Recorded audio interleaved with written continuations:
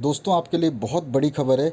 जो छत्तीसगढ़ बोर्ड से regular classes जिनका एग्ज़ाम अभी स्थगित कर दिया गया था उनके लिए पूरी चीज़ बताऊंगा मैं। 1 मिनट का वीडियो है, बस उसको आप फटाफट सुन लीजिए ताकि आपको हमेशा जो है आपके डाउट को क्लियर करता रहूं मैं। आप हमेशा बने रहिए क्योंकि मैं ज़्यादातर अपडेट्स नहीं देता हूं जब तक मेरे को क्लियर नहीं होता। आप दूसरे चैनल पर विजिट करेंगे आपको बहुत सारे अपडेट्स मिलेंगे। हर दिन हर सुबह आपको देखेंगे एक ही चैनल सुबह सुबह वही वीडियो डालेगा, दूसरे दिन वही वीडियो डालेगा। तो ये सब चलता रहता है। चलिए कोई दिक्कत नहीं है, उनकी छोड़िए, अपनी देखिए।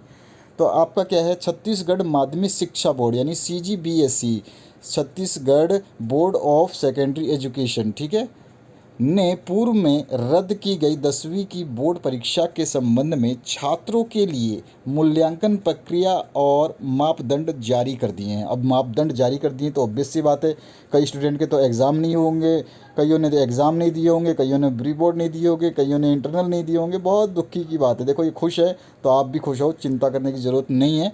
चलिए आगे बताता हूँ मैं आपकी सारी सूचनाएँ। तो यहाँ पर सबसे देखिए पहले, क्योंकि ये अमर उजाला का पब्लिश्ड है, और दूसरी बात ये अभी के अभी आज की डेट में 13 मई को ट्यूसडे को थर्सडे को और 6:30 बजे ये जो है जारी किया गया था। मुझे थोड़ा सा टाइम लगा, मेरे पास ये सूचना पहुंच गई थी लेकिन मुझे काफ़ी टाइम लग गया, मैं कहीं बिज़ी था कुछ दूसरे काम में। और चलिए मैं आपको पूरी सूचना बताता हूँ कि इसके माध्यम से क्या बोर्ड के निर्देश हैं और आपको कहाँ पे कितने अंक मिलने वाले हैं, आपको सारा पता चल जाएगा इसमें। तो सबसे पहले छत्तीसगढ़ माध्यमिक शिक्षा बोर्ड CGBSE ने पूर्व में रद्द की गई बोर्ड की परीक्षा के संबंध में छात्रों के लिए मूल्यांकन प्रक्रिया और मापदंड जारी कर दिए हैं। सूबे में बढ़ते, यानी सूबे मतलब आपके राज्य में बढ़ते कोरोना मामलों के बीच शिक्षा बोर्ड ने कक्षा 10वीं की परीक्षाओं को रद्द कर दिया था। ठीक है, ये आपके पास इन्फॉर्मेशन काफ़ी पहले पहुंच गई थी।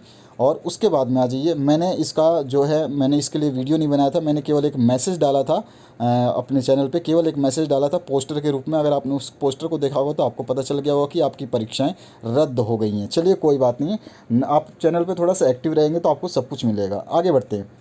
जबकि 12वीं की जो परीक्षाएं हैं वो स्थगित की गई थी, कैंसिल की गई थी, उसको कैंसिल नहीं, पोस्टपोन किया गया था ताकि उसको दोबारा रिशेड्यूल किया जाए, क्योंकि अभी भी कोई भी राज्य जो है 12वीं की परीक्षा को कैंसिल करने में समर्थ नहीं है, या फिर वो सोच रहा है कि 12वीं क्योंकि 12वीं है आपका अंतिम स्कूल लेवल, ठीक है, इसके बाद में उनको कॉलेज में जाना, तो उनके लिए थोड़ा सोचना पड़ता है। सरकार अब देखते हैं कहाँ तक क्या सोचती है।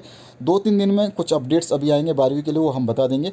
उसके बाद में CGBSE ने आधिकारिक अधिसूचना में लिखा है कि नियमित छात्र जो कोविड-19 के कारण, अब देखिए यहाँ पे आपको सब कुछ बताया जा रहा है, कारण प्रायोगिक परीक्षाओं या प्रोजेक्ट मूल्यांकन परीक्षा में शामिल नहीं हो पाए थे, उन्हें पास होने के लिए जरूरी न्यूनतम अंक प्रदान किए जाएं। जरूरी न्यूनतम अंक यानी कि 33 अंक आपको मिलेंगे 100 में से, जो ज़रूरी है न्यूनतम अंक हैं। मैं बताता हूँ 33 अंक आपको मिलेंगे मिनिमम, जिन बच्चों ने ये काम नहीं किया जो मैंने अभी अभी बताया। कौन सी प्रायोगिक परीक्षाओं में शामिल नहीं हुए, या प्रोजेक्ट स्कूल में जो इस प्रोजेक्ट वर्क था उसमें शामिल नहीं हुए, या फिर असाइनमेंट में शामिल नहीं हुए, इस तरह की जो भी गतिविधियों में शामिल नहीं हुए उसकी बात हो रही है। थोड़ा सा आगे बढ़ते हैं, और भी जो चीज़ें हैं जो लोग कर चुके हैं ये सब एग्ज़ाम वगैरह, तो उनके लिए क्या सूचना है तो देखिए उनके लिए क्या है। वहीं कक्षा 10वीं के परिणाम आंतरिक मूल्यांकन प्रणाली के आधार पर तैयार किए जाएंगे, जो कि CBSE कर रहा है, लेकिन CBSE ने कुछ अदर गाइडलाइंस को भी फॉलो किया है।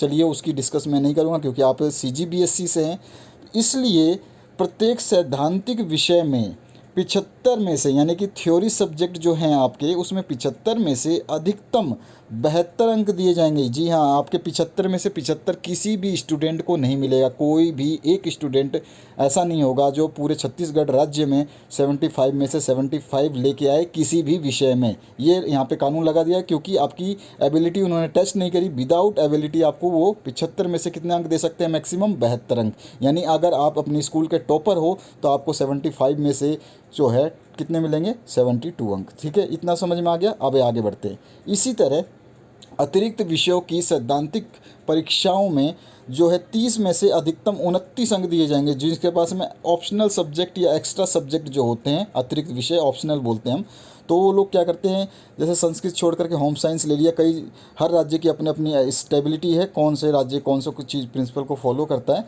तो आपके राज्य में जो भी ऑप्शनल सब्जेक्ट हैं, कोई एक सब्जेक्ट को छोड़ कर उसको ले सकते हो।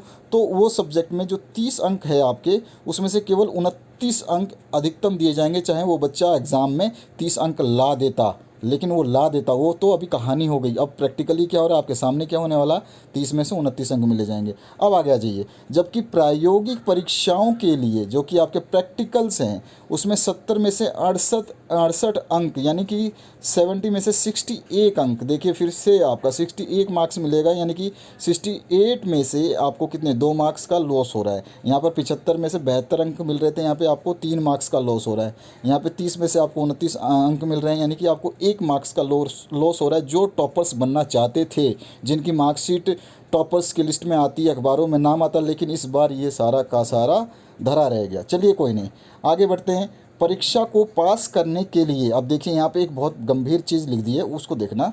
परीक्षा को पास करने के लिए उम्मीदवारों को प्रत्येक विषय के साथ साथ कुल मिलाकर के, यानी हर विषय में 33, अगर 100 अंक का सारा विषय है तो 33 अंक तो चाहिए।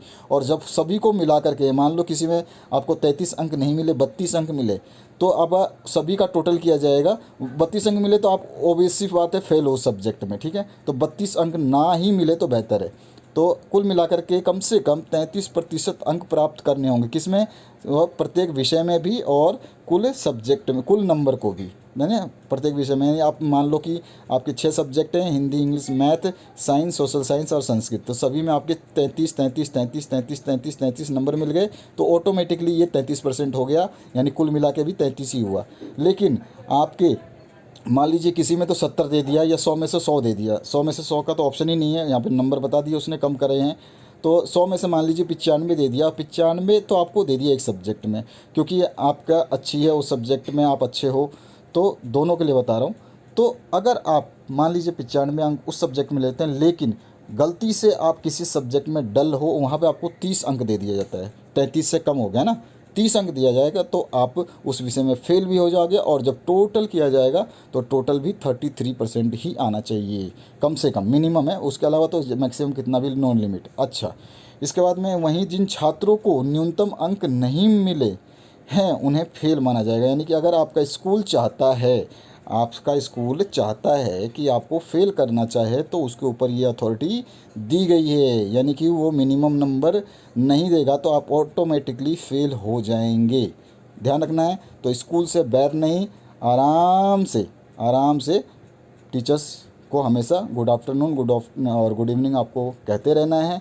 बीच बीच में अपने जिस टीचर के नंबर लिए हैं उनसे बात करते रहना है, ताकि आप उनके नज़रों में अच्छे रहें, और वो जब नंबर भेजें तो कम से कम आपका ख्याल रखें और आपके अच्छे नंबर भेज दें। तो आशा करता हूँ ये इन्फॉर्मेशन आपको काफ़ी समझ में आ गई होगी। अगर आप ये न्यूज़ समझते हैं फेक है या ऐसा कुछ है तो टेंशन मत लीजिए, मुझे आपको घबराने की मतलब आपको घबराहट देने का कोई वो नहीं है।